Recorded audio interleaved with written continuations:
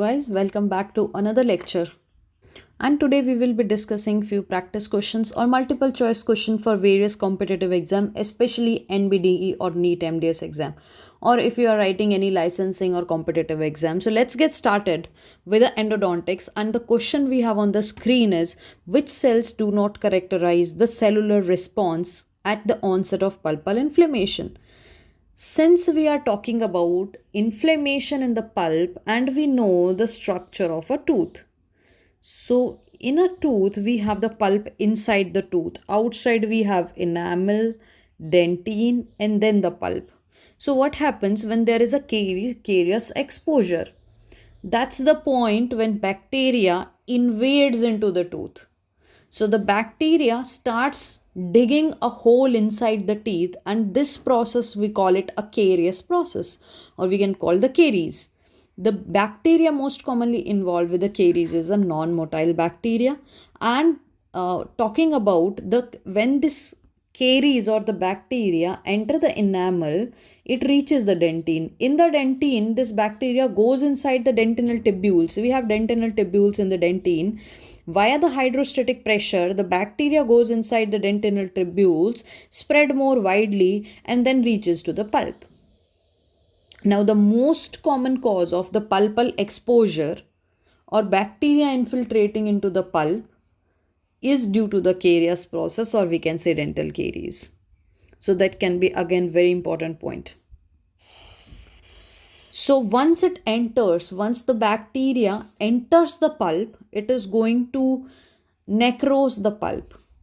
Once it necrosed the pulp becomes non-vital.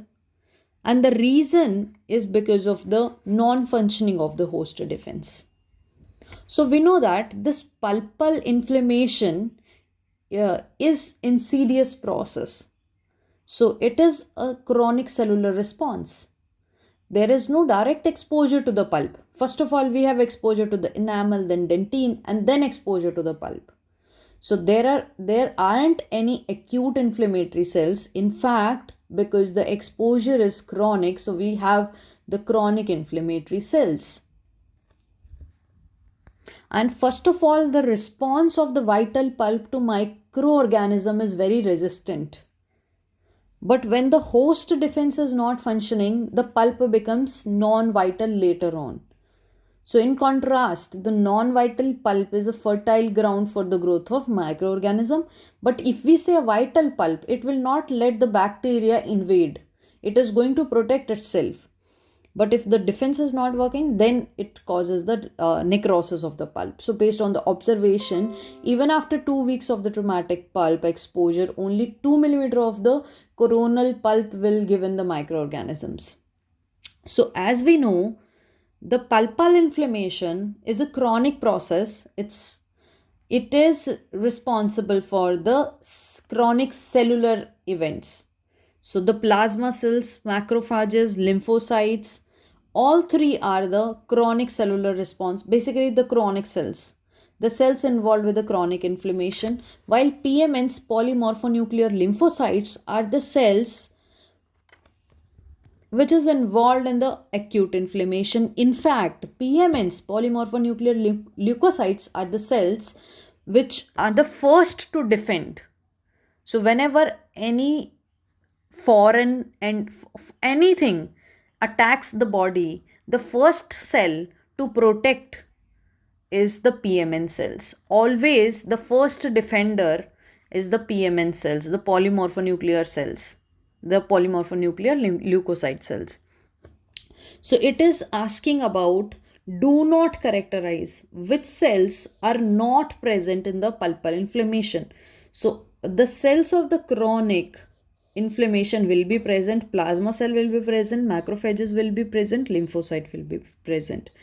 PMNs will not be present since the pulpal inflammation is not an acute process. So the answer it is asking not is going to be the polymorphonuclear leukocytes. Now coming to the next question. When symptoms and clinical tests show the presence of pulpal pathosis in a posterior tooth. So it's saying that the symptoms and the clinical test will show some pulpal pathosis or pathology, but radiograph shows no decay or restoration in any proximity to the pulp. This is virtually a pathognomic of. Since it's saying that radiograph doesn't show any decay, it will eliminate the odd one out. So we can also see, since it is saying that there is no decay or restoration, then we know the periodontal abscess cannot be the answer. Since the symptom and clinical test will show pulpal patholysis, periodontal abscess is a periodontal disease. So if it could have written a periodontal pocket, then that can be the answer. But it has not mentioned any periodontal pocket, so periodontal abscess cannot be the answer. Condensing osteitis is an inflammatory proliferative response which is a sequelae of the chronic apical abscess, which we have covered in the previous lecture. So if you remember, in the previous lecture, we have studied in the chronic apical abscess the sequelae of not treating the chronic apical periodontitis. Because of the inflammatory response, there is proliferation around the apex of the root. So that is known as condensing osteitis. The bone will, because the bone doesn't want to get affected by the bacteria, it will become very hard. So it will become sclerosed. So there is condensing of the bone around the apex of the teeth. And you can easily appreciate that in the X-ray. So the answer cannot be the condensing osteitis. Secondary occlusal trauma again cannot be the answer because the symptoms and the clinical test will not show the pulpal pathosis, right? And then we have a vertical fracture of the tooth. In fact, this vertical fracture, we can say vertical root fracture, is very, very, very important topic for the exam point of view. Now there are two things. Students get confused between the vertical root fracture and the cracked tooth syndrome. And most of the time the students come to me and they ask the difference between both of them. So the vertical root fracture, as the name suggests, it is a fracture in the root. And we know the fracture means that there is break into the continuity. So there is going to be a complete or incomplete break. The break can be partial or the break can be, see, this is a complete break in the root. So the root will break into two components. One is this root, another is this root because of the vertical root fracture. But there can be incomplete also break in the root, just some part of the root is broken. That is also considered as a vertical root fracture.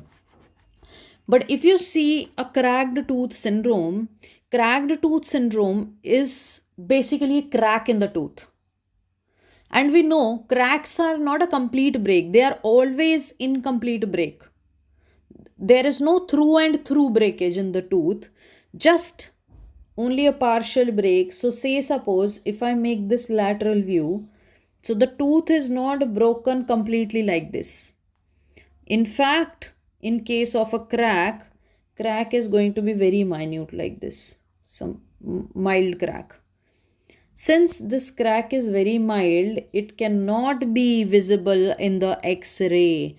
And that's the tricky point, the most puzzling and frustrating dental condition. Because you cannot appreciate it. So we have certain tests. We can do a fiber optic transillumination test, or we can take radiographs in different forms, different angles in order to see this crack. Also, there is a bite test wherein the patient is asked to bite, and once the patient bites, there is going to be pain on biting and release on biting. So once the patient releases the bite, then also the patient will have pain. So both when biting and when releasing the bite, all of a sudden, because of the flow into the dentinal tubules, so there is a sudden movement. Because of that, the sudden movement of the dentinal fluid into the dentinal tubules will cause this pain. So basically, that's a cracked tooth wherein there is only incomplete break in the, or basically I can say there is a crack in the tooth. Vertical root fracture, on the other hand, it's a fracture in the root. There are more types of crack: crazed lines, cracked tooth, vertical root fracture we have already covered, split tooth, fractured cusp. So let's have a look at all of these tooth cracks. So Kray's line is just a micro fracture in the enamel. This we call it the enamel infraction. Fractured cusp, as the name suggests, there is fracture in the cusp. So the complete or incomplete fracture of the crown, and most commonly the cusp which get fractured are the non-functional cusp. We can say or the balancing cusp, which we are going to trim it. When we remove the occlusal interferences, we remove the interferences from the bull. So we have a bull rule. So these are the non-functional cusp. So buccal of upper teeth, lingual of lower teeth, and these are the cusp which usually often get fractures. Cracked tooth syndrome or cracked tooth is incomplete fracture of the crown which is extending subgingivally. So that's, guys, is a cracked tooth. Split tooth, on the other hand, as the name suggests, there is going to be splitting of the teeth. Split means dividing into two parts. That means there is going to be a complete fracture of the crown that is going towards the gingiva. Vertical root fracture is complete or incomplete fracture of the root, and this fracture is generally in the buccolingual direction, which you have to remember it because can be asked, and certain times it is asked in the question. What's the direction of the vertical root fracture? It is from buccolingual direction. So the fracture line runs from the buccal towards the lingual. So talking about the cracked tooth syndrome, how are we going to check the cracked tooth syndrome? However, since I told you it is very difficult to diagnose in the X-ray. So you can put a light, a fiber optic light, and pass through the tooth, suspected teeth, you will find the crack. So that's a trans-illumination test using a fiber optic light. Also, this can be done with a bite. So having a patient bite forcefully on either a bite stick or a tooth slot. So basically on a stick we are going to take some of the elastomeric impression material. You can either take putty or anything. When it becomes sets, then you can ask the patient bite very hard on that stick. So when the patient bites, the patient will have pain on biting. Also, when the patient is releasing the bite, patient will have pain that time as well. So this is a rebound or relief pain. So when the patient is releasing the bite, then also the patient is having pain. This is due to the sudden movement of the dentinal fluid. And when both the fracture portions move independently, this pain is generated. And it is related to the A delta fibers because it's a very acute and rapid pain. So talking about the cracked tooth, see now for that we take 3 radiographs. This is for root fracture. 45 degree, 90 degree and 110 degrees in order to see the X-ray in the radiograph. First we have to see this is a vertical root fracture, guys. As you can appreciate in the X-ray, one root is fractured, another one is. And let me tell you this, one of the reason of the vertical root fracture is the obturation. So root canal treatment can also lead to a vertical root fracture. So talking about if you have to take X-ray, we have to first wedge the tooth with the GP so that we can localize it. And then we take the X-ray, we know where to look. And we take different angulation X-rays, 45 degrees, 90 degrees. So in a cracked tooth, as you can nicely appreciate over here, we can see a crack in the tooth. And this is via using a fiber optic light transillumination test. So that's how if you put the light, you will find a crack in the tooth. So cracked tooth, if you ask the patient to bite on a tooth slot or on a bite stick, the patient will have a sharp but brief pain on chewing as well as on releasing the bite. So what are the diagnostic tests for cracked tooth? Transillumination, as I've shown you using a fiber optic light. Stain, which is a methylene blue stain. So this stain is going to stain the cracked part. And the bite test, which we have already talked about, using a cotton tip applicator or moist cotton roll or the tooth slot, or we can use the rubber wheels. Then cold test and electric pulp testing. See, this can be used for a cracked tooth because there is no complete break. So the cold test and electrical pulp testing will tell if the pulp is vital or non-vital, and thus we can eliminate some of the options. Radiograph can show a cracked tooth, but it has to be, the X-ray beam has to be parallel to the plane of the fracture. But it's very like that's the reason we take it in different angles. We take 45 degrees, 90 degrees, and 110 degrees. So radiograph only detect 37% of the fracture.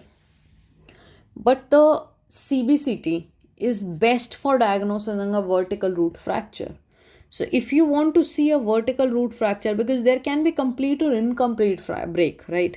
So CBCT is the best option. It can diagnose from 18.8 to 100% of the fracture line, which involves the fracture of separation between the two fragments of, or a fracture of 0.2 to 0.4 millimeter can be diagnosed in a CBCT. Since I've told you a partial will be very small, so we have to take this CBCT at a spatial resolution of 76 to 140 microns. That is again asked as a question in the AIIMS.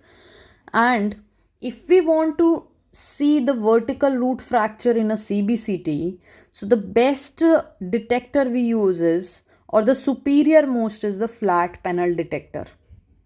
If we compare it with a charged couple device or any image intensifier tube, so flat panel detectors are the best to detect a vertical root fracture. The reason being is because of the better axial slices, it is giving a better view, and the field of vision is also smaller for a flat panel detector. So the latest being the ultrasound. The best, you have to remember, how can we best the radiographic a test or radiograph which best detect the vertical root fracture is the CBCT. And we have flat panel detectors which are the best one. So coming to the treatment of the cracked tooth, we know that either there is enamel fracture or there is dentinal fracture, and this fracture line cannot be reunited again as it was earlier. There is always going to be some separation between these fragments, and in this separation the bacteria can invade and cause the caries. So we have to prevent this bacterial colonization, and we splint the tooth. We splint the tooth with the orthodontic band for about 2 weeks of time. That is again very important point and asked frequently in the exam. So with the splint the tooth with the orthodontic band for 2 weeks. After 2 weeks, if the patient still having sharp sudden jolt of pain while the patient is chewing, then we have to go for a root canal treatment and then give the crown, full coverage crown. But if the patient is not complaining of pain anymore after the 2 weeks of orthodontic band splinting, then we can just give a crown in the vital teeth. So pain in case of a cracked tooth is going to be very acute pain. As I told you, A delta fibers are the fiber, sudden, acute, sharp pain which are involved. So this kind of pain, sharp pain, will mimic the pain of a neuralgic pain, that is the trigeminal neuralgia, like sharp shooting pain. If the break is a complete break in the root, say in a vertical root fracture especially, the prognosis is going to be very poor. And if there is poor prognosis, then we may have to extract the teeth. And in case of a multi-rooted teeth, we can either go for hemisection, or we can do the root resection for maxilla, and we can do hemisection for the mandible. Also, the carbon dioxide and Nd:YAG laser is in experimental stages. Now talking about the pains of different type of pathologies. Like we have pain of a trigeminal neuralgia. We know in case of a trigeminal neuralgia, the trigeminal nerve is affected. So the patient will have pain in the particular area of distribution of the trigeminal nerve of one side. So either the right or the left is going to be affected. And there is a trigger point. Either the patient is smiling, or the patient shaves the face or touches the face. Or if there is a sudden blow of wind. So some of the triggers can cause this sharp shooting severe pain. This type of pain, which is associated with the area of distribution of the trigeminal nerve, is known as a trigeminal neuralgia or tic-doulorex. While on the other hand, there is a sharp sudden jolt of pain also seen in cracked tooth syndrome, but it is associated with a chewing pattern. So once the patient bites, the patient will have sharp sudden pain, and once the patient release the bite, then also patient will have a pain. So while chewing, the patient will have a sharp sudden jolt of pain seen in the cracked tooth syndrome.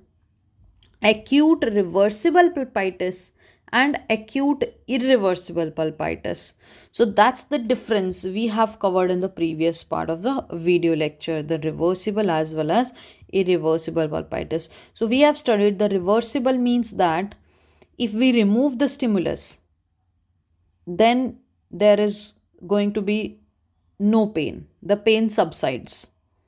Say, suppose all of a sudden, if the patient is having ice cream and feels a sudden pain, and once the patient stops eating ice cream, there is no pain.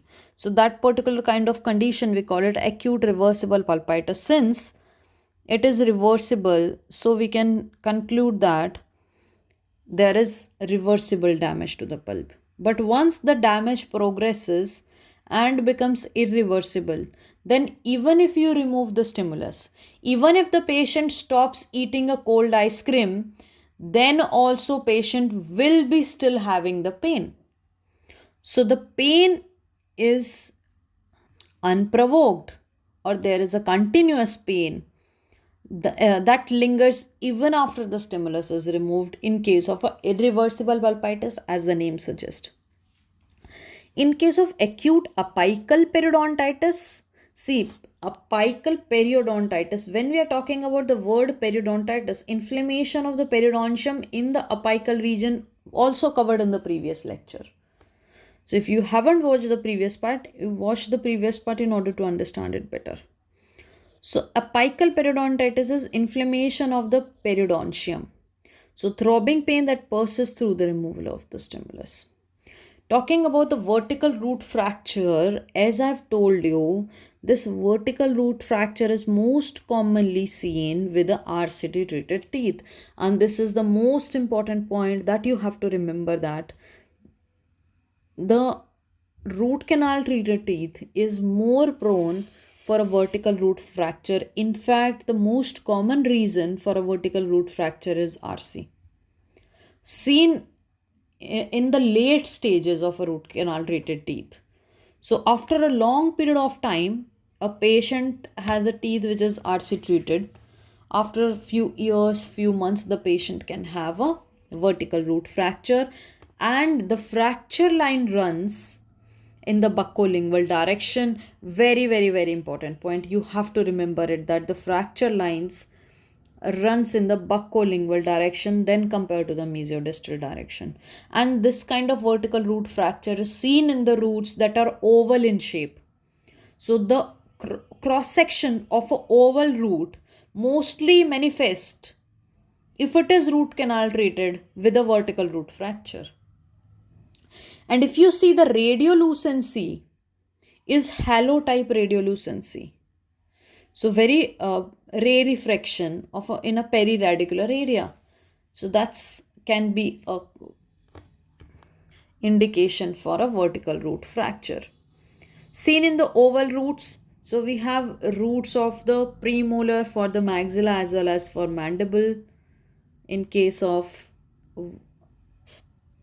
oval root related to the vertical root fracture in the buccolingual direction. In the mandibular molars, the mesial root, and we have the roots of mandibular incisors. So these are the roots which are associated with a vertical root fracture. Then we know it starts in the buccolingual plane and at the highest concavity of the oral root. The roots involved are the maxilla and mandibular premolars, the mesial root of mandibular molars, and the mandibular incisors. Vertical root fracture is less amenable to a conservative root canal treatment than a horizontal root fracture. So, horizontal root fracture, on the other hand, if it is more apically, the tooth can be preserved. But if this horizontal root fracture is more coronally, the crown will get chipped off. You may have to do a post and core treatment if we have some part of the crown left. So actually depends now, but it is the horizontal root fracture can be saved with a root canal treatment if we compare it with a vertical root fracture, especially if we talk about the posterior teeth.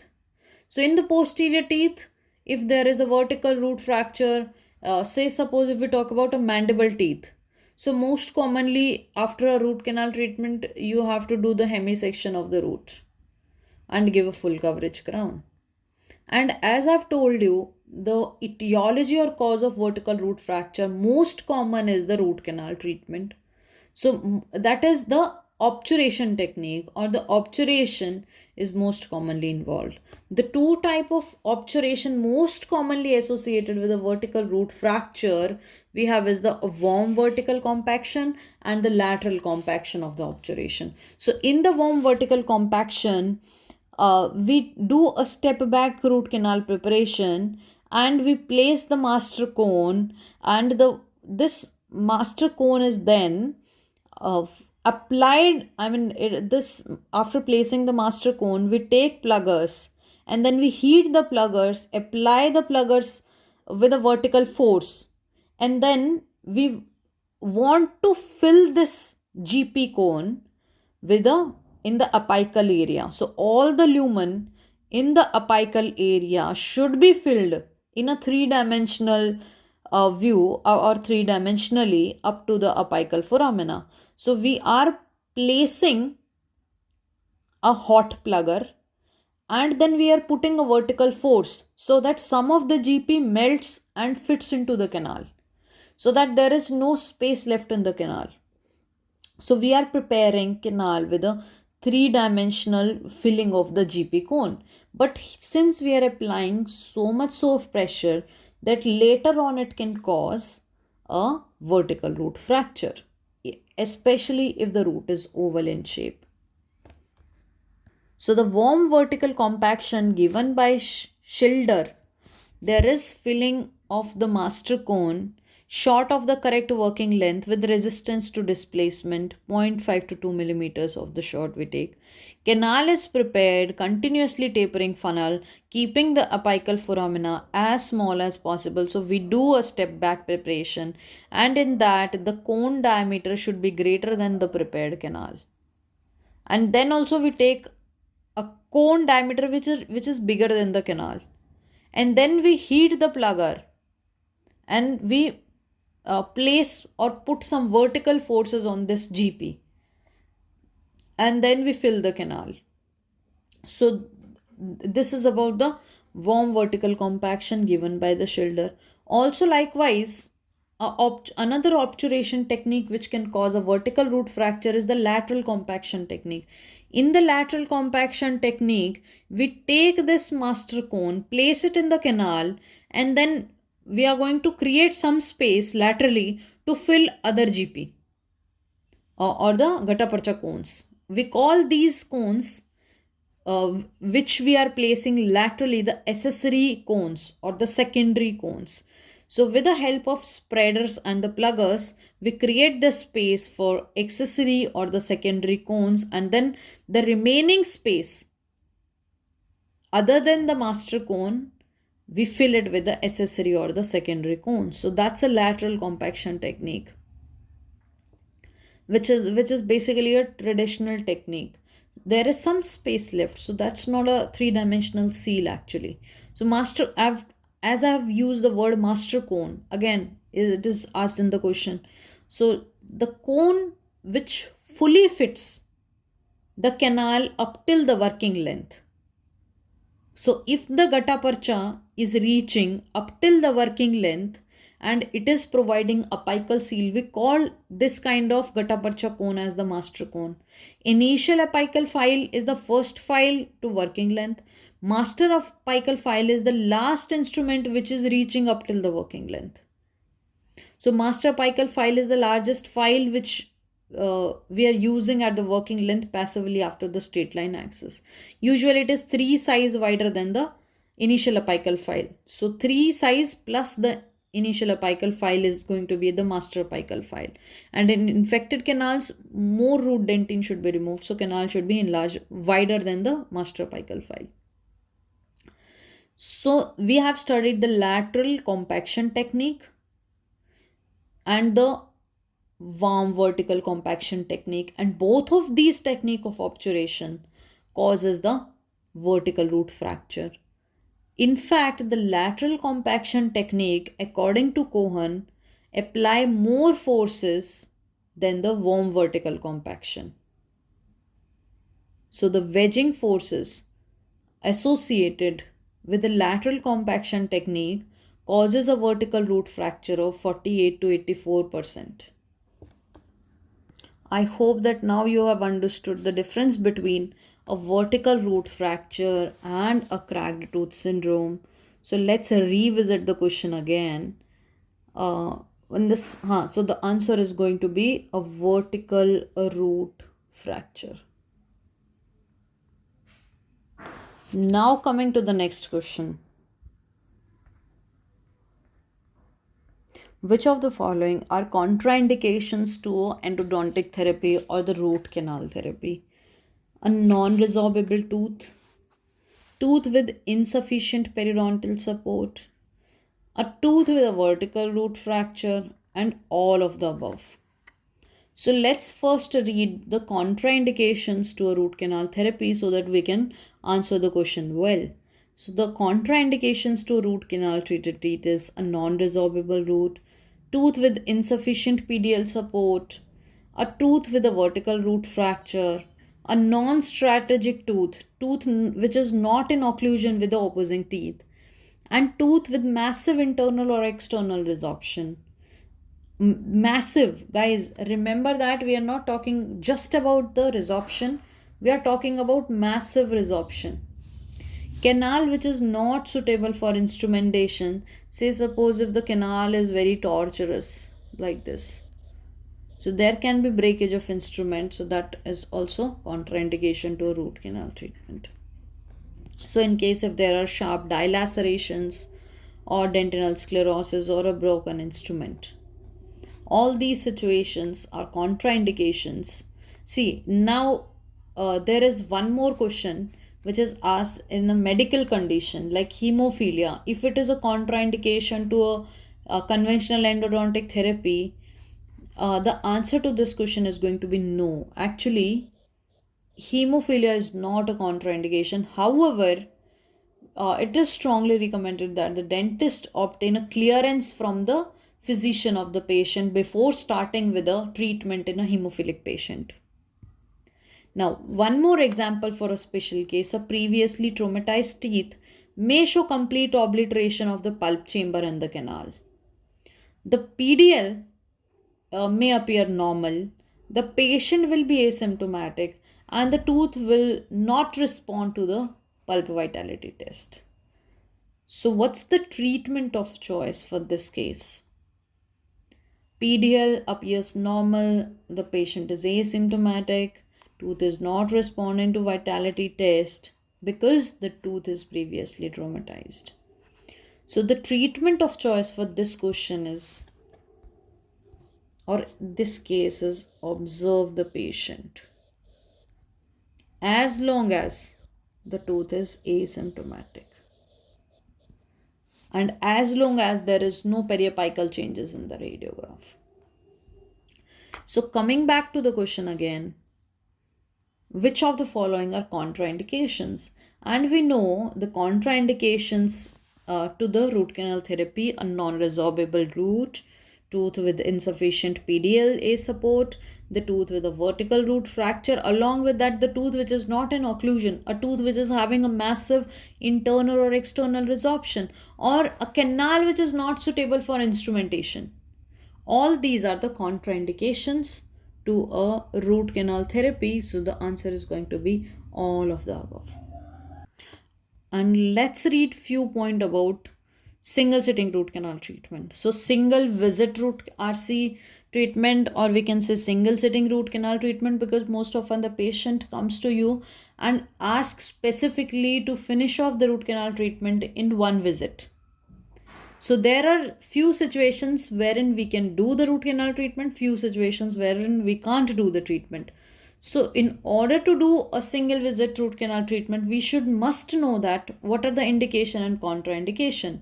Advantages and disadvantages we are quite familiar, because disadvantages is it is a lengthy procedure, it will take a lot of time.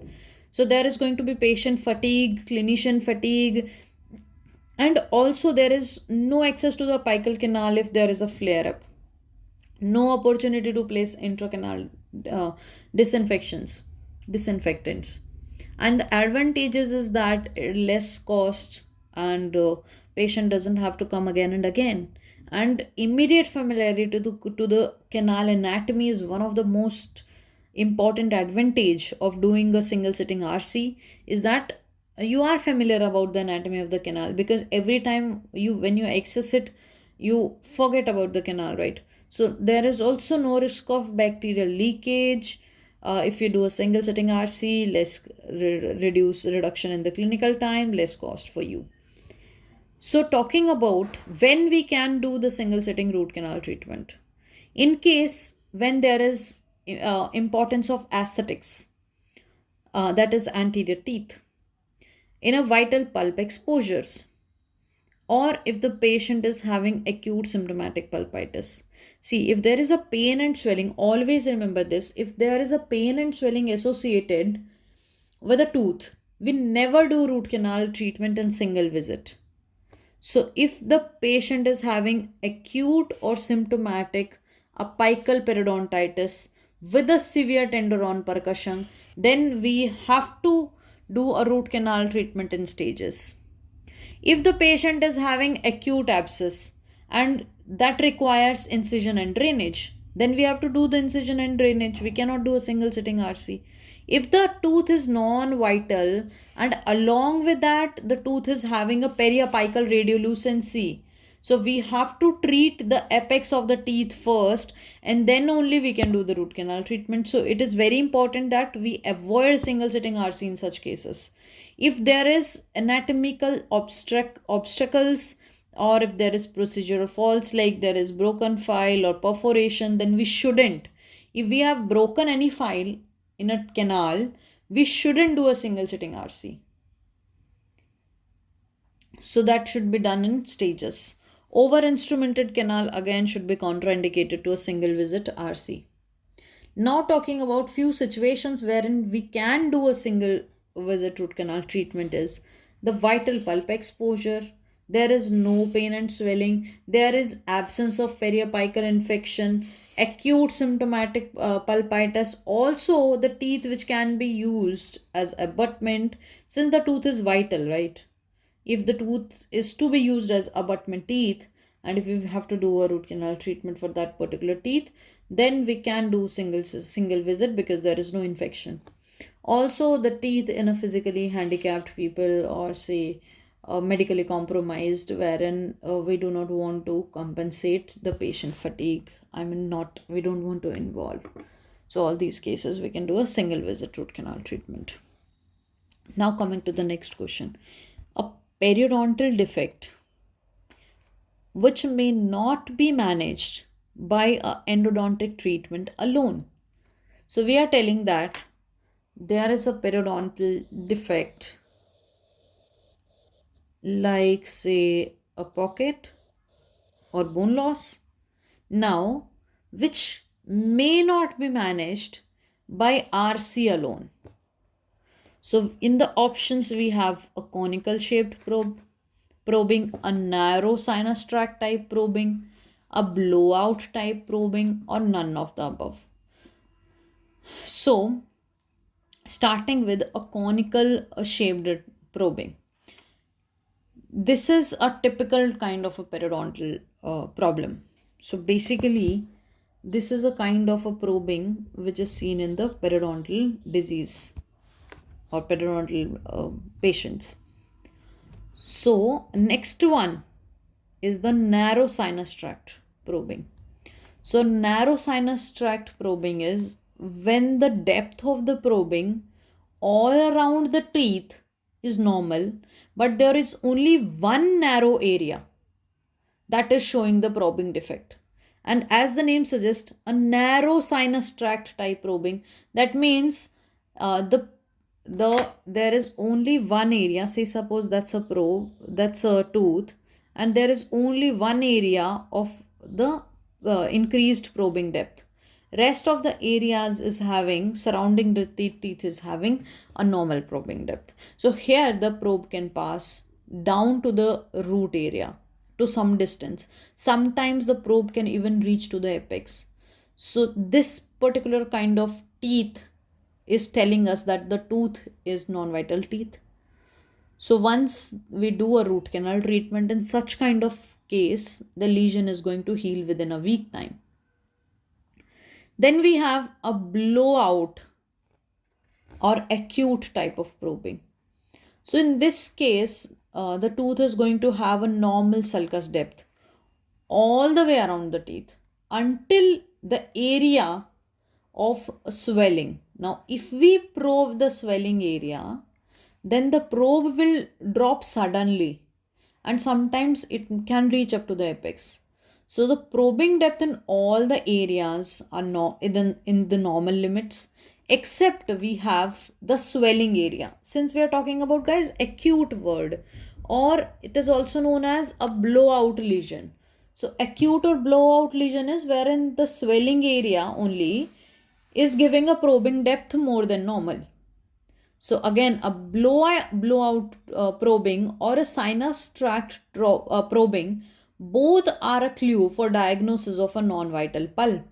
So both of the lesions, we see necrosed pulp.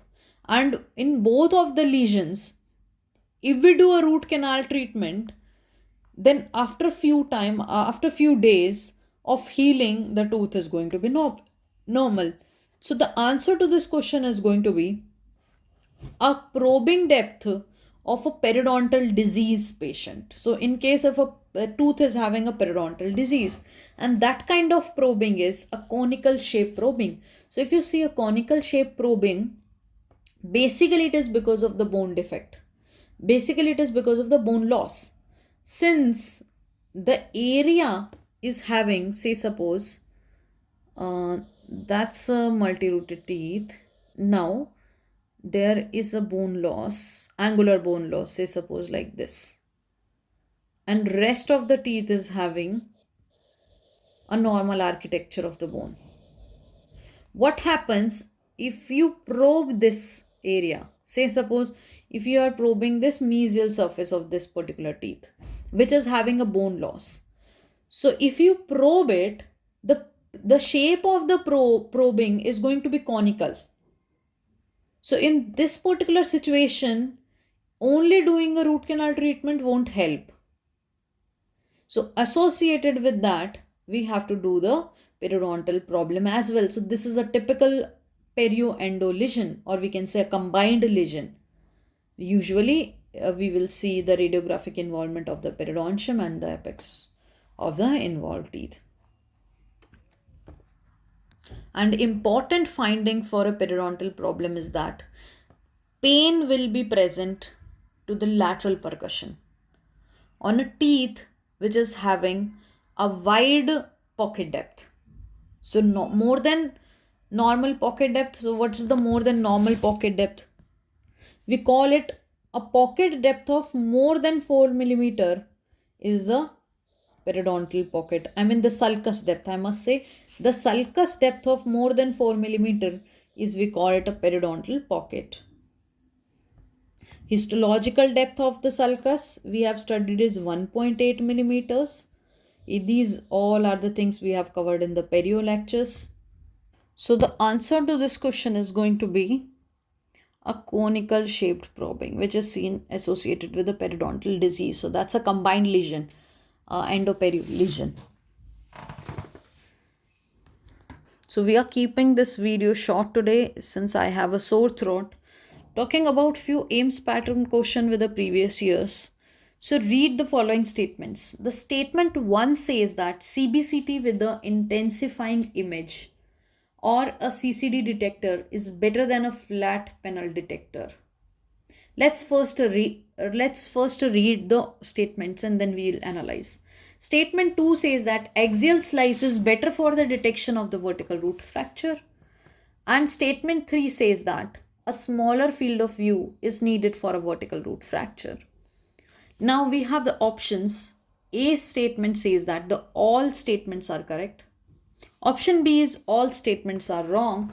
Option C statement 1 is false, 2 and 3 are correct. And D says that statement 1 and 2 are false and 3 is correct. So let's check the statements again. The CBCT with intensified image, CCD detector, is better than the flat panel detectors. Actually, that's a false statement. In fact, it's the other way around. The flat panel detectors are better than the CCDs or the intensified image tube. And if you remember, the reason being is because of the small field of view for the flat panels and the better axial slice.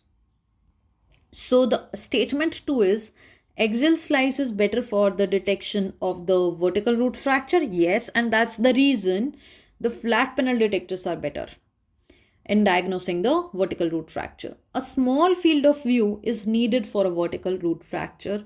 Yes, and that's the reason a flat panel detector is better than a CCD or the intensified image. So the answer is going to be a statement C, option C, which says that statement 1 is false and 2 and 3 are correct. So let's revisit what we have studied, that vertical root fracture detection in the CBCT. The CBCT detects a vertical root fracture from 18.8% to 100% detection if the fracture of 0.2 to 0.4 millimeter is present. And this is detected at a spatial resolution of 76 to 140 microns. A flat panel detector is better than a charge couple or intensified image tube, and the reason being a small field of vision and the better axial slice. So the answer to this question is going to be the statement C. Now talking about the next AIMS type question or the previous year, which of the following material is not applied for the root conditioning after the placement of MTA? So basically, what are the root conditioning agent which we use, and then we have to select out the one we use with the MTA. So we have the root conditioning agents such as tetracycline. Then we have citric acid. We also have EDTA, ethylene diamine tetraacetic acid. So all these solutions are the root conditioning agents which we use.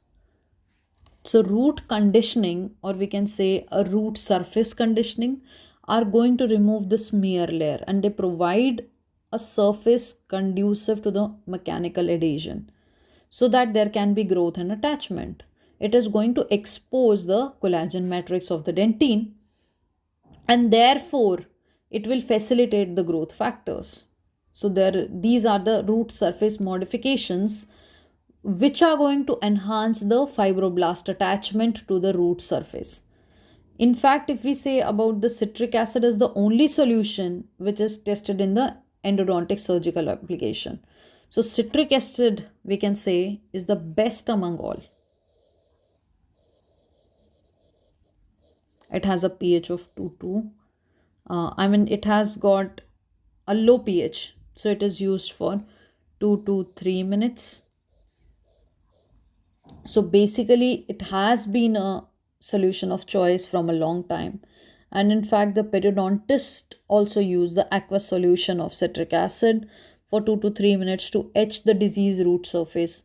Because, see, this root surface conditioning agents, they are going to enhance the fibroblast attachment. So they are going to facilitate the formation of new attachment, or they are going to facilitate the formation of cementum.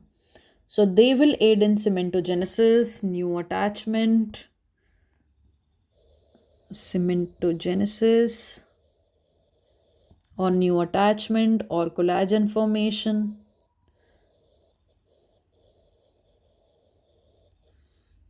And these all the agents can be used after placing a MTA. So the question says, which of the following material is not applied? So we know tetracycline is used, citric acid is used, EDTA is used. So the answer is going to be the polyacrylic acid. Now let's say another AIMS type question. The pH of a freshly mixed MTA, and which we have covered in the previous part. So MTA, freshly prepared mix, has got a pH of 10.2, while on the other hand 3 hours after mixing has got a pH of 12.5, and definitely the pH is above 7, so we can say it's a alkaline pH. And this alkaline pH is responsible for the destruction of the resistant endodontic bacteria like E. faecalis. Now coming to the next question. Out of which of the three statements, which one is correct? Statement 1 says, in warm vertical condensation, the gut aperture should snugly fit to the apex. The statement 2 says the vertical root fracture also occurs on warm vertical condensation, and the statement 3 says the stress generated are similar to the lateral condensation. So option A says the statement 1 and 2 are correct. Option B says the statement 2 and 3 are correct. Option C says that the statement 3 and 1 are correct. And D, according to option D, the statement 1, 2, 3 are correct. So let's revisit the statement and check if they are correct or not. Statement 1 says that in warm vertical condensation, the GP should snugly fit to the apex, which is actually a correct statement because we are condensing this GP with a hot plugger. That's the reason it is creating a 3D seal, three-dimensional seal, apical seal at the apical foramina area. So we are taking this master cone slightly bigger than the diameter of the canal. And then we are going to take a hot plugger, and then we are going to condense this GP. So it snugly fits to the apex. That is a correct statement. Statement 2 says that the vertical root fracture also occurs on the warm vertical condensation. Yes, vertical root fracture also occurs in the lateral condensation. So that is a correct statement. Statement 3 says that stress generated are similar to the lateral condensation, as I've told you, according to Cohen. Though some author says that lateral condensation forces are slightly larger, but according to the Cohen, it states that almost similar. The forces generated are almost similar in lateral condensation as well as vertical condensation. So all the options are correct. The answer is going to be the option D. So this we have already covered, that the vertical root fracture is mostly associated with the endodontically treated teeth, most common, and the oval root are the one which are affected. And in a buccolingual plane, oval roots are premolars of mandibular molars, mesial root premolars of the maxilla and the mandible, and the mesial root of the mandibular molars and mandibular incisor. Then two techniques of obturation causes the vertical root fracture. In fact, as I've told you, the vertical root fracture is most commonly seen with the root canal treated teeth. that to the oval root. So warm vertical compaction and the lateral compaction are involved with a vertical root fracture. Stresses are almost similar in both these. Now coming to AIPG pattern question with the previous year All India question, AIPG 2018. The tooth is sensitive to hot and relieved by cold is most likely suffering from this particular situation we have already talked about in the previous part of in one of the questions when we were talking about the pulpitis. So if you remember, in the pulpitis, acute irreversible pulpitis, we have studied in the previous part that first of all, initially the patient will have, since the situation is acute and it is reversible, so even if you remove the stimulus, the patient will still have pain. Acute, that means symptomatic. The patient will have either a sharp shooting pain or gnawing pain, will have a pain on bending or lying down. So also we see lying down pain in the maxillary sinusitis, but in maxillary sinusitis there is difficult to localize the pain. In advanced stages of this acute irreversible pulpitis, when there is a partial necrosis of the pulp, the patient will have heat, with a heat sensation, in increase in the pain, exaggeration of the pain. And if the patient eats or drinks anything cold, the pain subsides. The reason behind is that because of the intrapulpal pressure decreases on having cold food item, the intrapulpal pressure normally is 10 millimeter of mercury. In case if there is a damage to the pulp, this pressure can increase up to 35 millimeters of mercury. And if there is a partial necrosis, that means it will be between 10 to 35. So if the intrapulpal pressure is say somewhere around 15 millimeters of mercury, then if the patient eats or drinks anything cold, because of the contraction of the dentinal fluid, the pressure will decrease, and because the pressure is related to the pain. So that's the reason there is release of pain or relief of pain on having a cold stimulus. So that is again an example for a necrosed pulp. So there is a partial necrosis of the pulp in case if a patient is having exaggerated pain on hot and relief of pain on cold. So the answer to this question is going to be a partial pulp necrosis. So guys, that's about today's lecture. I hope you have enjoyed it. If you want the notes of this particular video lecture, you can check out the link provided in the description box below, or you can check out our website www.xtooth.com for revising more interesting notes. So till then, keep reading, keep learning, stay motivated. I will see you soon in the next lecture.